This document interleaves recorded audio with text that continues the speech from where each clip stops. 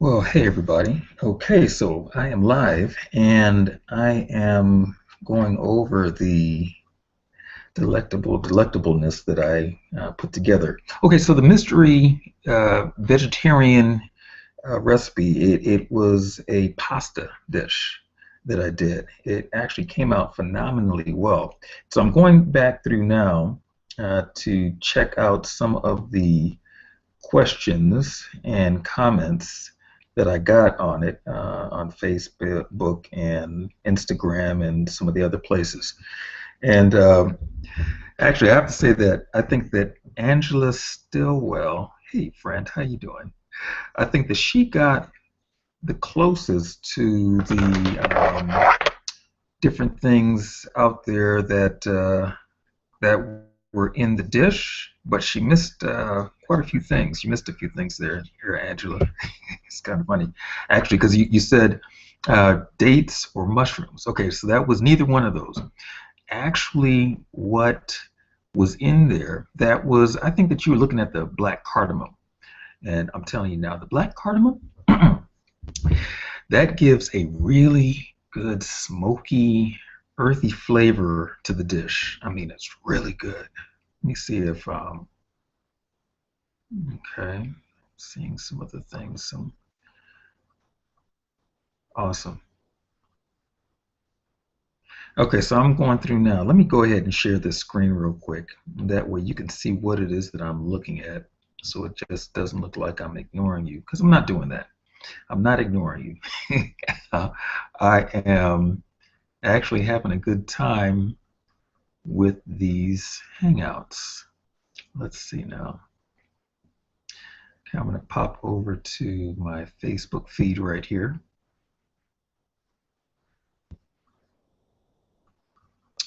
Okay, it should be going. Boom. All right. So let me pop on over here. Just bring this up. Okay. So here's what we have here.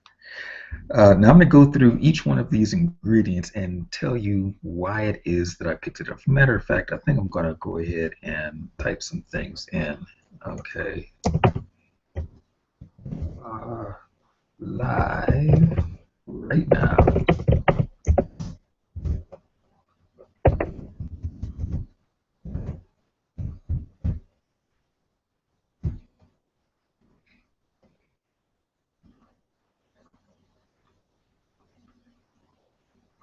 Let me see. What did I list that as? Trying to remember which link that I popped in there. Ah, okay, here we go. Mm-hmm. Edge teaser.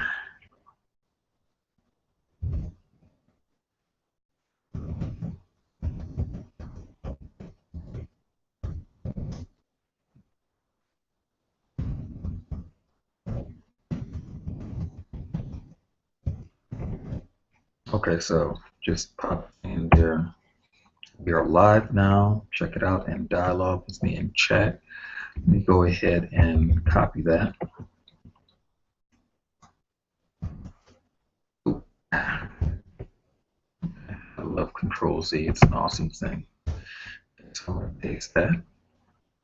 All right, so here's the explanation. All right, so of course, yes, it is actually the brown onion and the red onion. Of course, once I take off all the brown skin, what's left is what looks like a white onion, but it's actually very yellow in color. The red onions, because they're very sweet. And these onions right here, the yellow ones or brown ones, however you want to look at them, they are actually the sweeter version, not the Vidalias, but they are the. Oh, okay. I thought that I had stopped the Hangout I was looking at. I didn't see the camera going, but I forgot I shared the screen, so it wouldn't be going. Okay, so the onions right here, yeah, they're the sweeter ones of your traditional onions. Very good. Played very well with the red onions. Uh, this is black cardamom, dillweed, of course, Eric. If you're watching this, Yes, of course, I'm doing the dill again. That's my friend Eric Ice Gibson. We always talk about the food stuff. So he has been pushing me off the ledge, trying to get me to get this book going. So this is my answer to that. So I'm dipping my feet into the pond as I get closer and closer to getting this stuff out and just kind of seeing the feedback to see if it's a viable thing. So I'd like to do these tests before I jump out on something like that. Okay, so anyway, so yeah, this is dillweed. This is cumin. This is chipotle powder. This is turmeric and fennel. This right here is, I know, yeah, now this is probably going to surprise you. This is olive juice. I know, really interesting, huh? Really works well in the dish. Okay, so olive juice. These are tomatoes. They are organic oven-dried Roma tomatoes in olive oil, extra virgin olive oil, and some, herbs that go along with it. We keep those in the fridge, so right here you see the oil has kind of congealed or coagulated, but it melted down as it sat at room temperature. This is evaporated cane juice. So let me hit the next picture here. Hide this. Okay, this is a better look at it and with more stuff. Okay, of course, these are the garlic and chili stuffed olives. Very good. Of course, the onions again. The olive water or juice. This is apple cider vinegar. So yes, Andrew, you got that right. That was vinegar. No white vinegar there, just apple cider vinegar. And moving on. Closer look. Fennel, cumin, chipotle, turmeric, dill, weed. I also added some dill seed in there that is not represented on this dish, mainly because I left the dill seed whole, whereas these I ground them up in the mortar and pestle. Okay, and olives closer up with the onions, of course. Okay, if you notice, this apple cider vinegar is cloudy. It's because it still has what is called the mother in it, or the carbs, the bacterial action that makes vinegar vinegar. So I just leave all of that good stuff in there. I don't strain it out. I think it adds a little bit more body and flavor to the dish anyway. Okay, now here is my staple drawer. Okay, I've got my almonds, my sunflower seeds, and all that. I won't go into all of that because it's irrelevant to this dish. I used pecans and the raw almonds that I took, put them in that strainer real quick. And yes, we used this pasta, the fusilli. I love fusilli. It's really good. I like this pasta actually. We get it from Costco.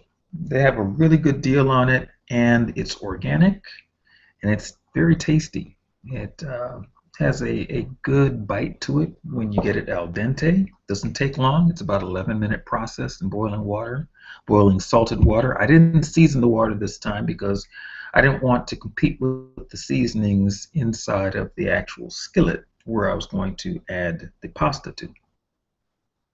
I know that wasn't grammatically correct, but you understood what I meant, right? It's late for me and probably early for you. Okay, there's my trusted skillet. I tell you, now I'm going to talk about this just for a little moment here. I think every house should have a skillet that is well worn because it says that you love food. You love what you're doing and you use it often. This is my skillet. We've had this skillet for a good 8 years. This skillet is what we purchased when we first moved to Virginia. I know, skillet story here.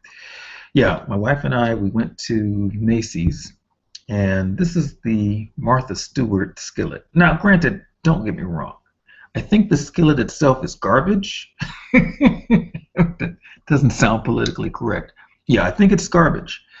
However, I have broken this garbage skillet in, and so now I can basically make it do whatever it is that I want it to do. It was supposed to be non-stick. Never really accomplished that. Stuff stuck in it all the time. I don't know what Martha was doing. She obviously doesn't cook with this stuff, because if she did, she'd have pitched it through the window years ago. But all that said, I love this skillet. It's one of my favorites because it has a lot of sentimental value to it, and like I said, I really know how to work with this skillet because I've worked with it so much that I just know its temperament. I know what to do at what times in order to get things to stick, not to stick, to do what I want it to do. So yeah, that's my trusty right there. Okay, and then coconut oil. Now, I cook with coconut oil quite often. Very rarely do I cook with olive oil. Every now and then I do, and that's usually if I run out of coconut oil or if I want to change the flavor of a dish and the olive oil will lend itself to that. Like if I want more grassy notes or whatever, I'll use the olive oil. The coconut oil, when I'm wanting that full-bodied buttery kind of flavor, I mean literally buttery, I'll use the coconut oil. And real quick little chemistry, food chemistry here, right? Or flavor chemistry. Like if you want to get the flavor of butter, I mean like actual sweet cream butter, and you're using coconut oil, here's a little trick. Take the coconut oil, right? Now you're going to need some butternut squash. And you're going to take the butternut squash and the coconut oil, and you're going to basically braise that butternut squash at a low temperature inside of that coconut oil, and then pull the butternut squash out. It's kind of funny because now that I'm saying this, I'm like, oh, butternut squash. It actually does lend a butter flavor to the oil. And because the coconut oil has a very mellow, round sweetness to it, it's not grassy or anything like that. It's just a very even, sweet-ish type of flavor. And those nuances combined with the nuances of the butternut squash give you a very nice butter-like flavor. It actually is very buttery. I mean, you can take it and slather it on some bread. Now, if you want a little salt, you could add a little salt and it'd be like, your salted sweet cream butter. But it's very tasty. So anyway, okay, just wanted to give you a quick heads up on that. And since I don't have a particular time frame, I'm just going to kind of go with the flow on this and talk about the stuff that I love. And this is food, natural food, and the science behind it. There is so much that you can get out of good natural food. You'd be blown away with what you can do with good natural food, unprocessed stuff. You see, is that okay, just wanted to make sure that nobody was that I wasn't being spoken to and ignoring you.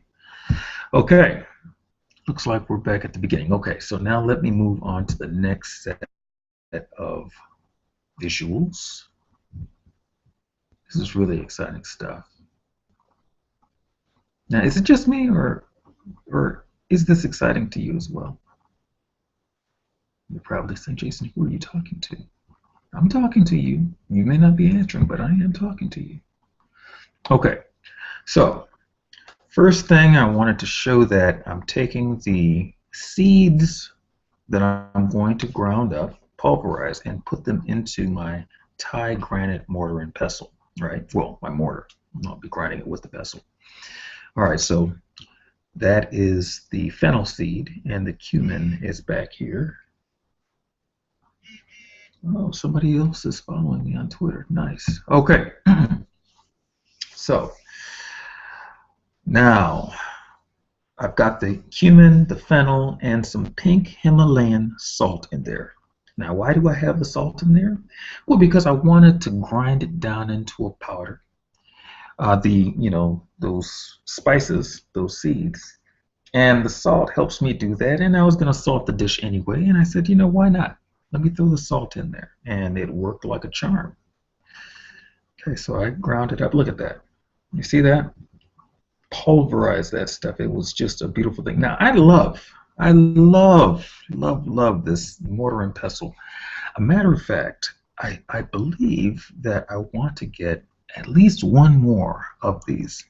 That way I could have one that is just solely committed to my savory, earthy type of spices, and one that is committed to my sweet things like my cinnamons and maces and nutmegs and those baking spices, for the sweet treats, right? And that way I don't have to deal with, all of the extra energy that I have to put into cleaning this thing when I use something like cumin. Because you don't really want cumin, the flavor of cumin, even if it's just a little hint, you don't want that hint of that or garlic or onion or whatever else that you're mixing up in there. You don't want it in a sweet cake. You want, of course, the sweet stuff. So I figured the easiest way for me is to have more than one of these mortar and pestles, and that way I can just partition one mortar and pestle for one and then another one for another. Okay, little backgrounder. And let's move on.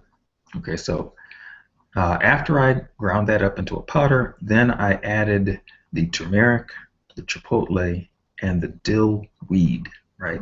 I didn't add the black cardamom. I wasn't grinding that up. That went into the skillet whole because I wanted it to diffuse the flavors into the oils and the other things in there without overpowering it. And then I didn't want to have to sit there grinding that the black cardamom down. Now, I've done it before and it works out fine, but then I'd have to adjust it, and I kind of have it down to a science now. When I'm working with a dish like this, I use 4 to 5 black cardamom pods, and it gives the perfect smokiness and all of that I want for the dish. If I grind it up, that means I've got to adjust it back, and probably down to like maybe 1/2 of a black cardamom pod. And then I have half left over. I don't want that. So I just put them in whole, allow them to do their thing, and then go from there. Okay, so that's it ground up. Made a very nice spice blend.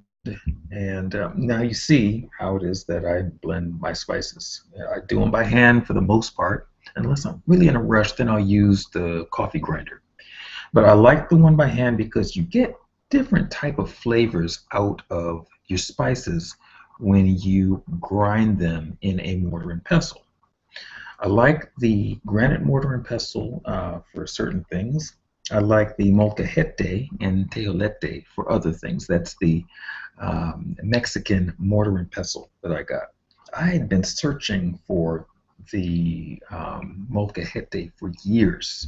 Then a friend of mine, hey Alicia, she said, Jason, you could pop on over to the store over on Milpas when Grant and I were living in Santa Barbara with our kids, right?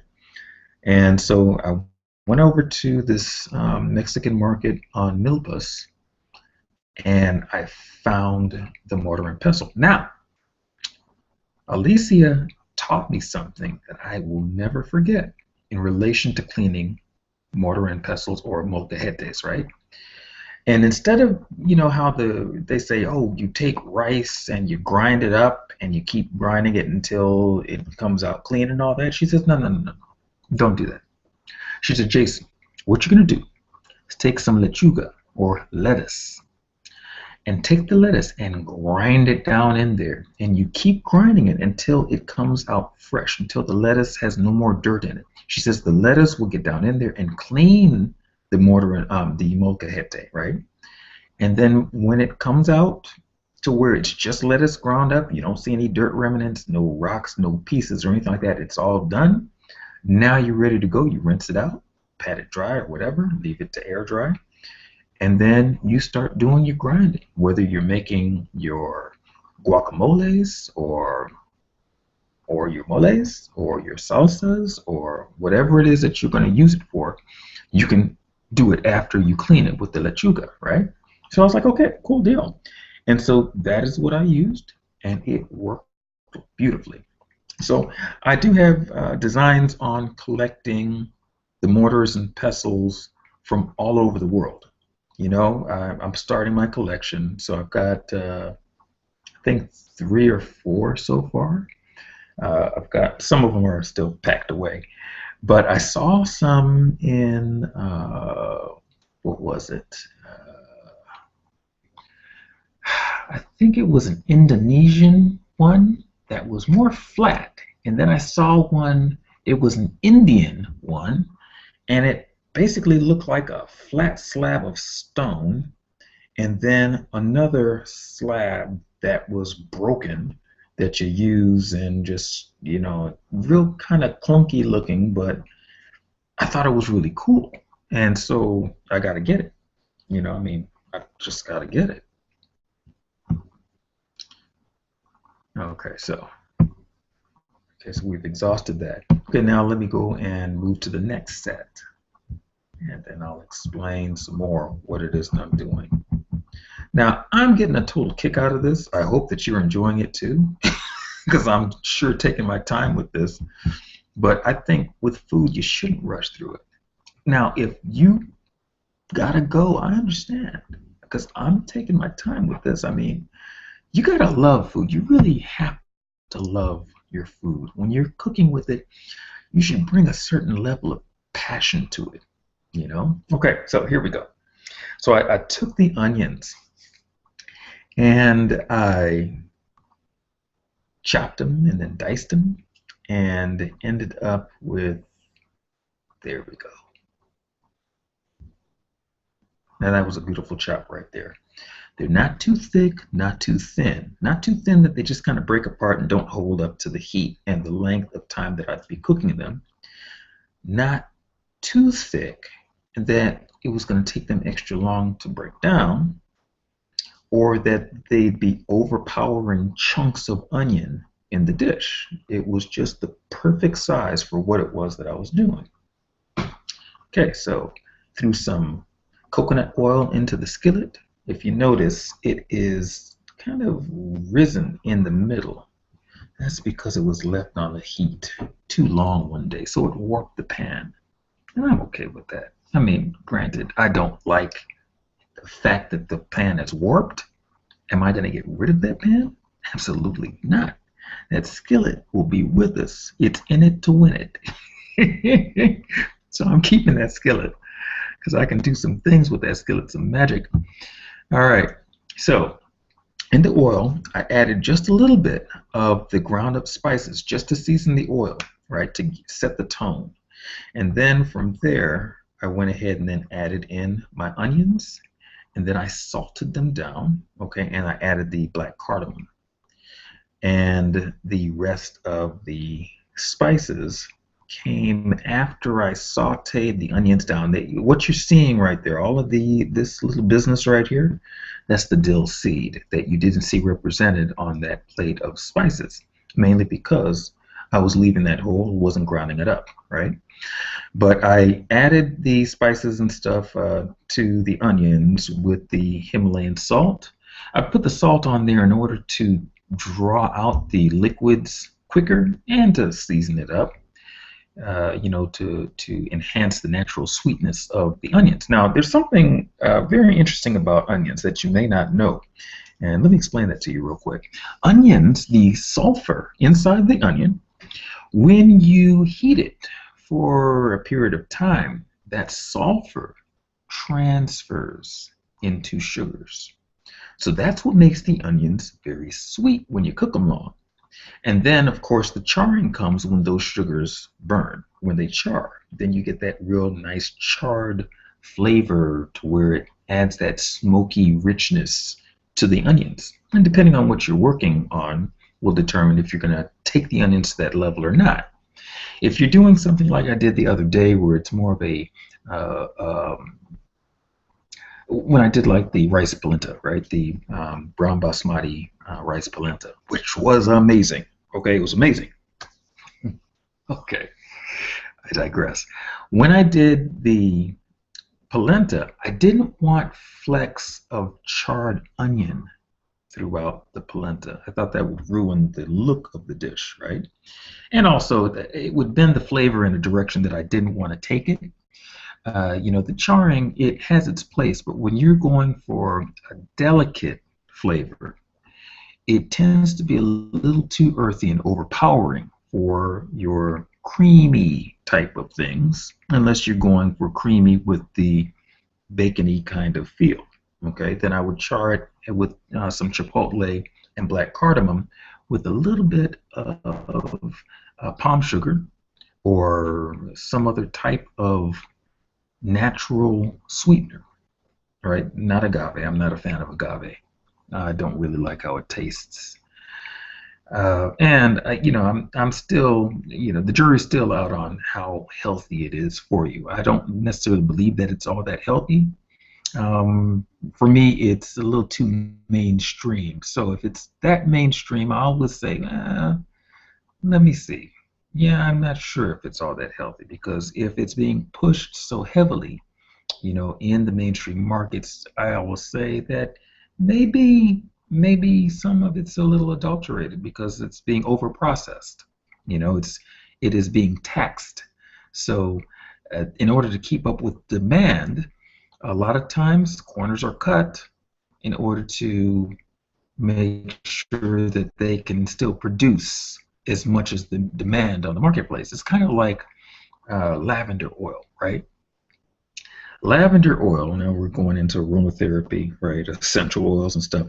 But lavender oil, there's a certain amount of lavender fields that are documented in this world, right? Not that there aren't some other fields that aren't documented, but for the most part, when you're looking at it from a commercial production standpoint, there's a certain amount that is documented fields.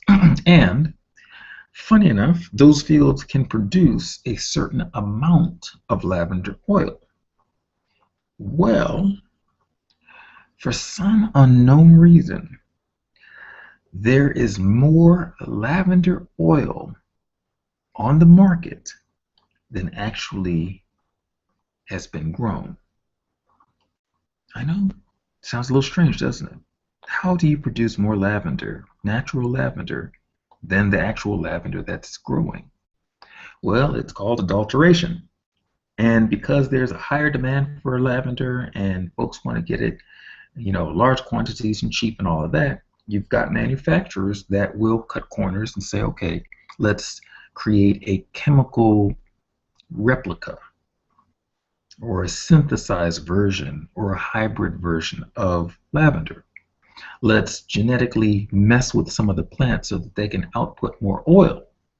Now that oil is not going to be the same quality oil or even the same type of oil as the original. However, they figure most people will not care, will not know, and they'll think that the lavender is lavender. But when in fact, certain lavenders have certain qualities, certain properties to them that make them beneficial or detrimental in certain cases. There's certain type of lavenders that on a burn where you normally could use lavender, well, that's Lavandula angustifolia. If you use Lavandula ex hybrida or Lavandula officinalis or one of the other lavenders, right?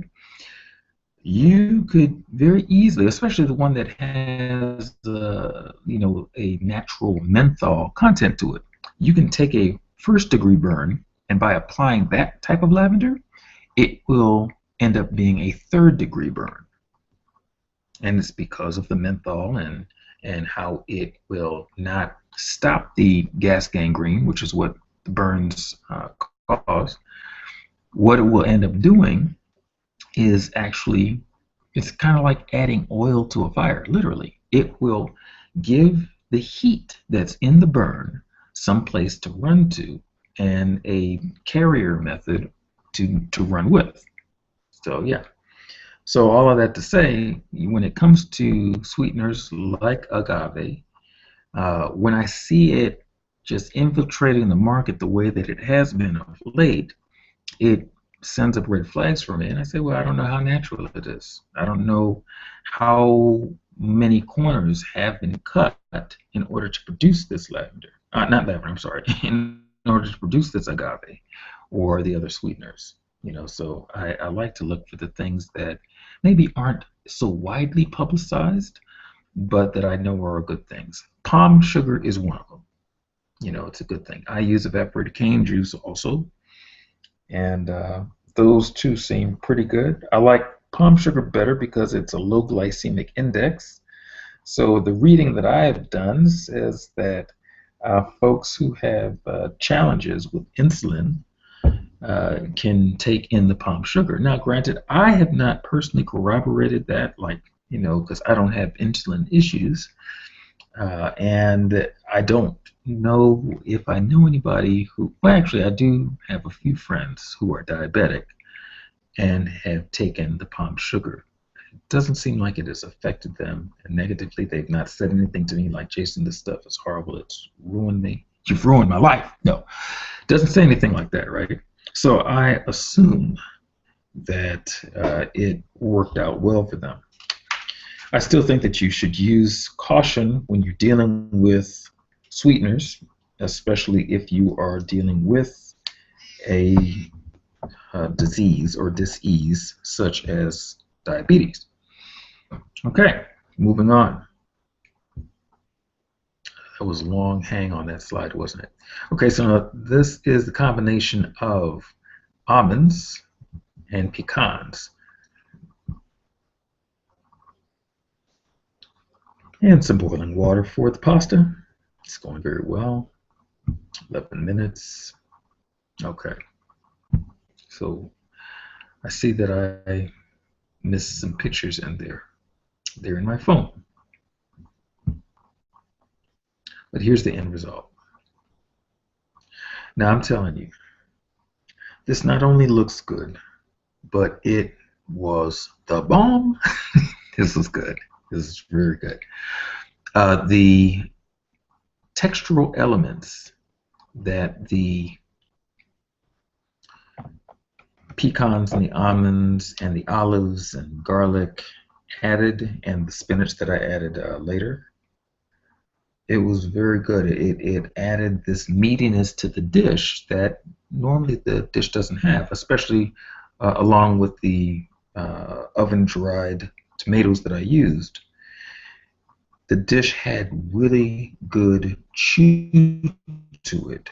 Not too chewy, but just the right amount in order to give it a certain substantialness, if that's not a word. Add it to the dictionary of words that Jason randomly makes up. I do it all the time.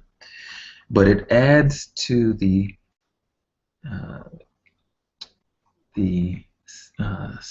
what do you call it? The textural elements that really give it good mouthfeel. It adds a certain satiety to it that when you finish eating it, you feel satisfied, like you've eaten a meal, as opposed to just some pasta. It's like, this is a pasta that could eat like a meal. It's got good types of fats in it. It's got the carbs. They're organic, so at least that's a plus.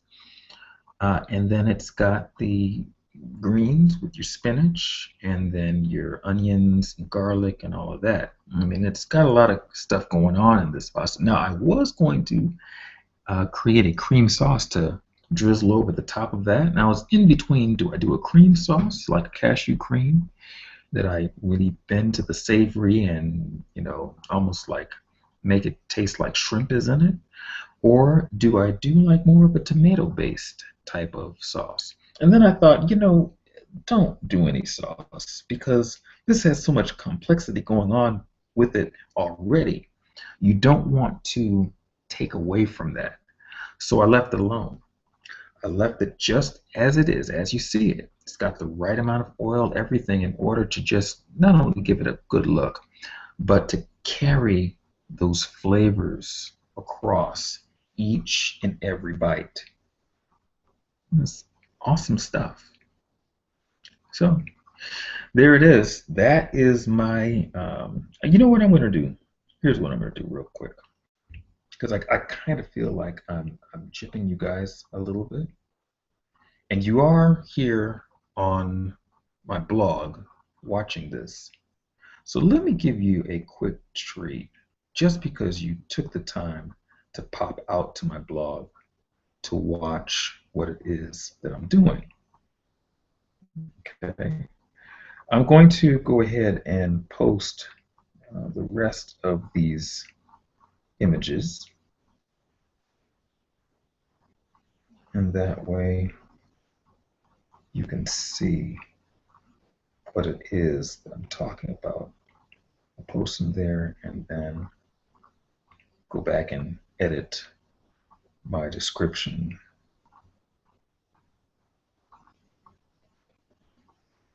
And then what will end up happening is that I'll be able to sit here and explain it on the fly. Go through each one of them.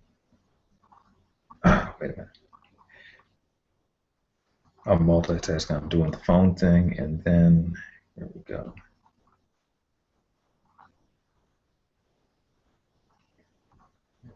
Okay.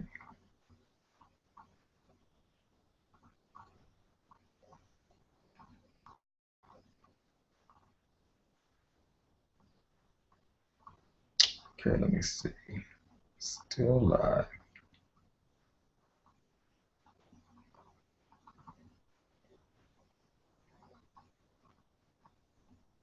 Okay, I'm adding the URL, the URL.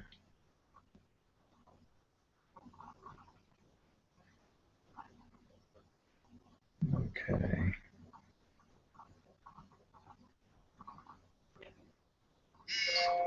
Grand finale.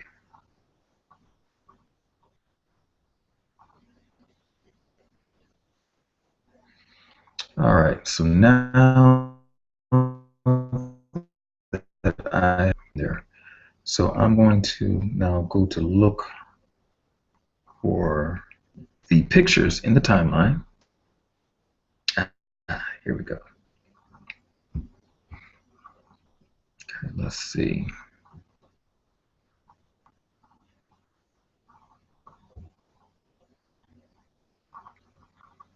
Okay, here we go. I'm going to refresh this. And that's my beautiful wife right there. Awesome lady she is indeed. I am a blessed man. For real, for real. Okay. All right, so now those pecans and almonds that you saw, right? I chopped them up. And then I added them into the onions. I know that doesn't look as appetizing. Okay, then I added the olive water to deglaze the pan because I didn't want the spices and stuff to stick. The olive water, I added the vinegar, the apple cider vinegar, and then I added the evaporated cane juice, a little toasted sesame seed oil that you don't see represented there. Okay, so now here's the olives. I took the olives and then I chopped the olives down, you know, a rough chop, not uniform at all because I didn't want it uniformed. I wanted it to give different textural, you know, a different textural feel. Okay, and that was the oven-dried Roma tomatoes that I chopped up with it, right? By cutting the avocados, not avocados, I got avocados on my mind, by cutting the olives randomly like that, right? What it did was some of them cooked down a little bit more than the others, but it gave more of an organic kind of feel to it. You know, I'm not really a big fan on everything having to be uniform, unless I'm doing like a mimic dish. Mimicry, yeah, I could do that, and that's fine. And that's when I say that, I mean, like if I'm duplicating a dish, like say that we're going French cuisine or something, right? And it's just got to be precise. This amount of measurement here, this amount of measurement there. It's got to, you know, have this look or this feel. It's got to have this type of dice, you know, on the onions or a mince or whatever, depending. It has its place. Uniformity has its place. Not in cooking when you're doing soulful cooking, at least in my opinion. Soulful cooking, I believe, should be about the movement and letting the flavors and the ingredients speak to you so that you know, okay, this ingredient is calling for this type of treatment right now, today, in this dish. Now, it may be something totally different from what you did in the dish the day before. And that dish the day before may have captured a certain mood or feel of that day for you. And that's okay. But unless you are wanting to duplicate, like if you're in a restaurant situation, yeah, you kind of want to standardize what you're doing. Because when folks come back to the restaurant, they're expecting, if they order the same dish, they're expecting it to taste the same way. And so for that reason, you standardize the things by cutting them a certain type of way, uniformity. And that way you know when you reach for 1 cup of cut olives, you're getting that 1 cup of cut olives. It's going to have the same type of volume and all that because they're cut the same way. Same thing with the dice or the mince on the onions and all of that. And so as you are timing your dish out and you're throwing things into your pots and pans and whatnot, they're going to cook at a very predictable rate because you've done it so many times with that regular chop, right? Should have turned these little alert things off. Anyway, so all of that to say, this is how I did this one because I was just kind of moving with it and I had no particular plans on what this dish was going to be. I didn't know that I was going to do pasta even with it. But it just hit me along the way, hey, you know what, this will be great with some pasta. I had thought about using farfalle pasta, the bow tie, but I don't think I had any bow tie. I had the orecchietta, I think I said that right. The little shells. I had those and then a different type of shell pasta. And I said, okay, that'll probably work out. But then I thought, the fusilli, I like that. Let me do that. It's got good tricolor fusilli also, that we had in the bag. I said, okay, I'll go for that. And I thought the kids would love it. I thought my wife would love it, and they did. So, mission accomplished. All right. So once I chopped it up, I added it to the thing. Now, if you see how look at all this coloring down there. It's just deepened, got real earthy. Those sugars inside of the onions have started to caramelize. And so they're giving this deep, rich, earthy look. This, just beautiful. So I added the olives and tomato into that.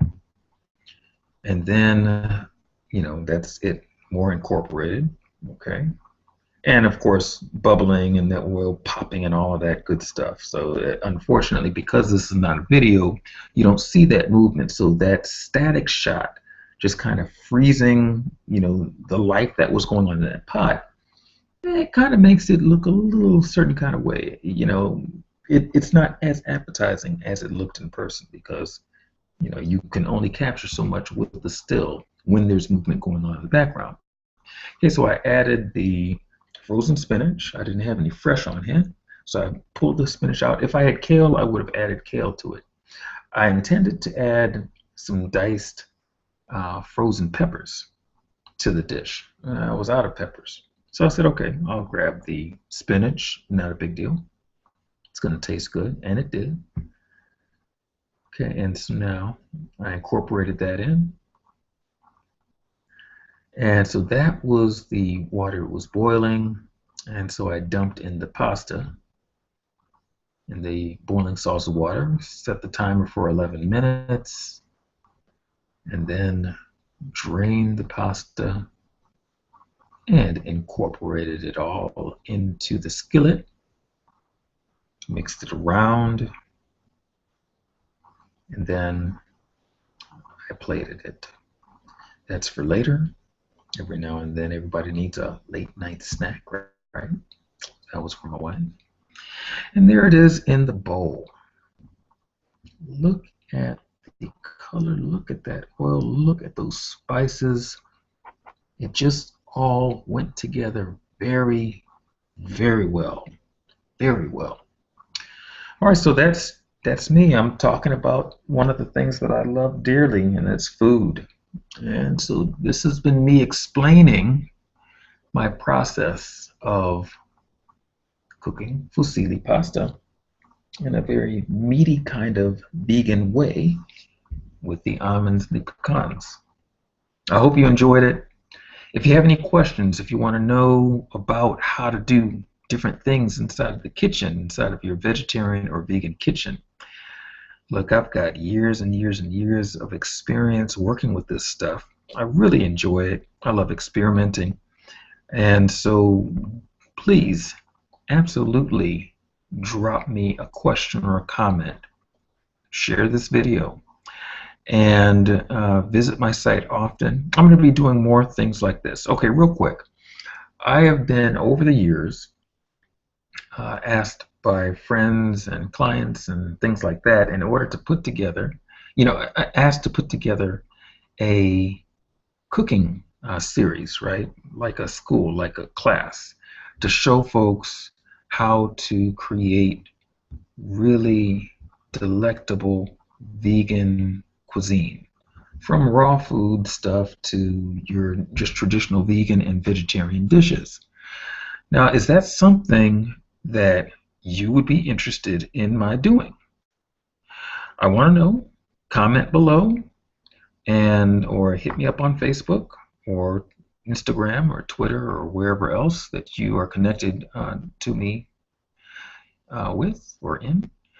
Hit me up and let me know if that is something that's interesting to you that you think would be good. Now, granted, this is not going to be a free thing. This is going to be a product that I put out there with continuity, and every month there'll be a whole new set of recipes, videos, explainer videos, interviews with greengrocers and farmers market organizers and so on and so forth.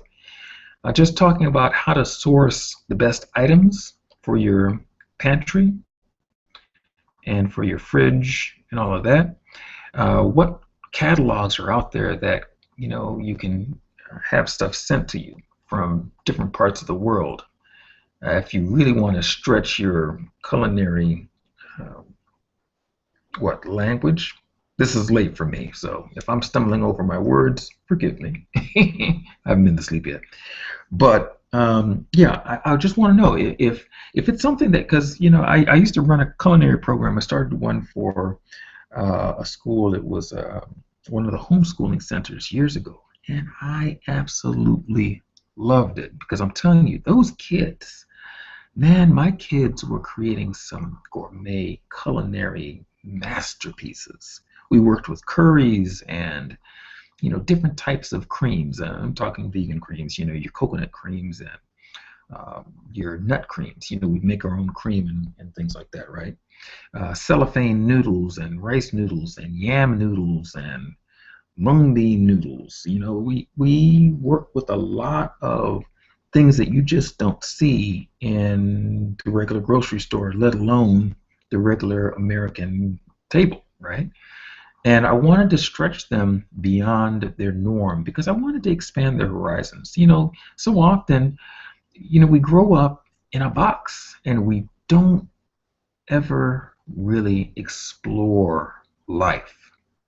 And food is one of those mediums through which you can explore life. You can see culture and find a common language, a common denominator, where there aren't arguments. There's just people sharing their love for food and learning, discovering new ways of creating the same things.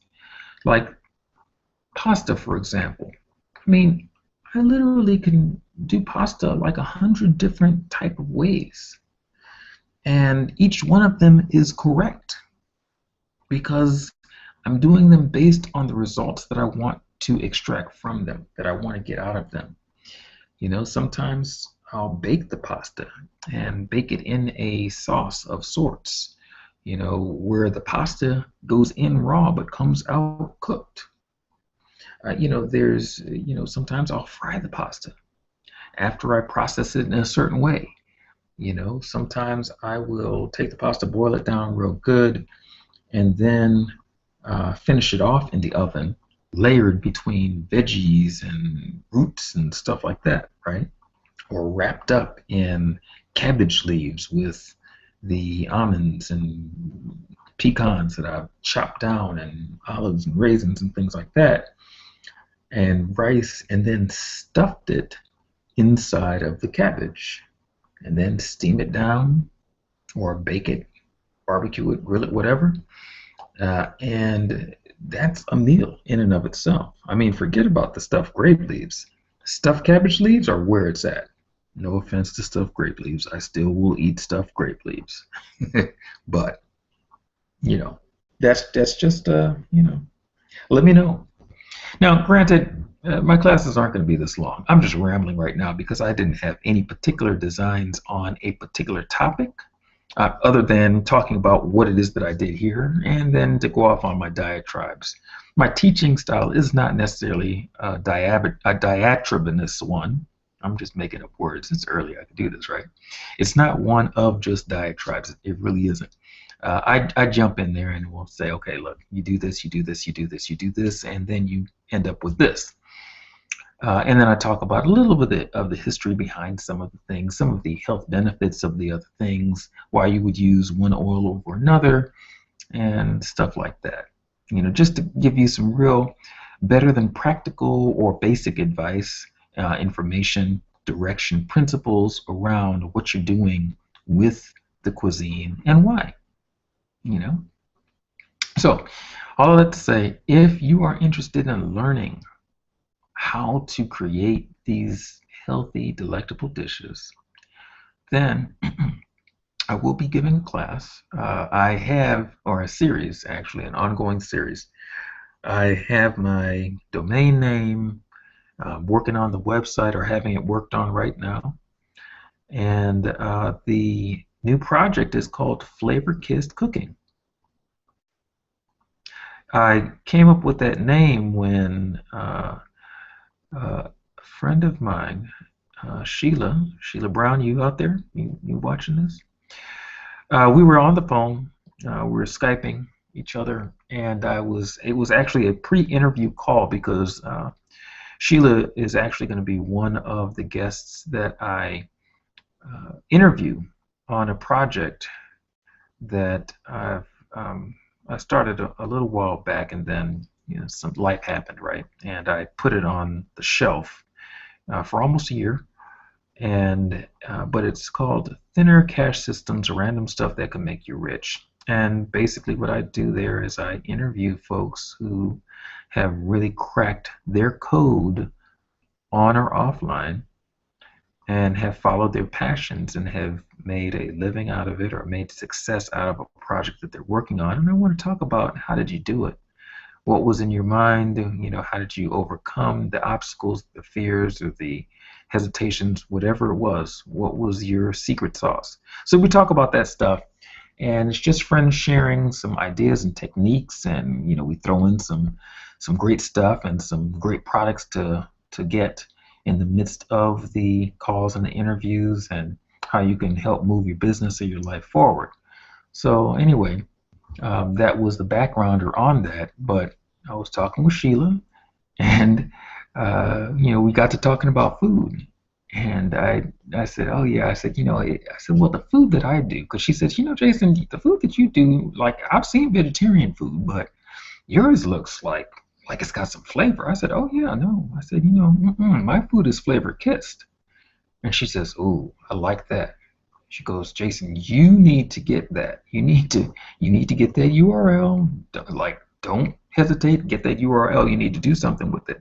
So I went ahead and I grabbed the URL and I said, yeah, okay, I'm going to go ahead and launch this series. It's going to be a series of classes. Some are going to be virtual, some are going to be in person, hands-on. And we're going to just talk about food, the love of food and pairing of food. And we're going to be talking to some other foodie friends and chef friends and talking about what they do with their techniques. I'm going to be talking about what I do with my techniques, because we all have a different take on food itself. I'm not a classically trained chef. I'm a chef nonetheless. I know what I know, and I do what I do, and I do it very well. And so my focus has been on not creating pretty poison, but creating pretty food that is actually going to nourish your body, that does not sacrifice the flavor. I've seen so many great looking foods out there in the vegetarian world, and you taste it and it's like, well, where's the soul? What happened to the life? What happened to the flavor? And so I said, oh, my food won't be that, because I believe in flavor. So that's how flavor kissed cooking came up. So all of that to say, if that's something that you're interested in, I would love to have you in my classes. All right, I'm out now. Catch you later. I guess I should probably show my face again. So I'm not being a little rude, huh? Okay, hold on. Let me take it off of the screen share real quick. All right, am I back? Yes, I am back. All right, so there you have it. That was my long, drawn out, yet foodie friendly diatribe of what it is that I did with that dish, that pasta dish, the vegetarian pasta. It was very tasty. Kids, wife, everybody here loved it, and I'm telling you, if you do it, you will love it equally as well. It is really that good. So I will catch you later. I had a great time hanging out with you, and hopefully you had a great time hanging out with me. All right. See you later.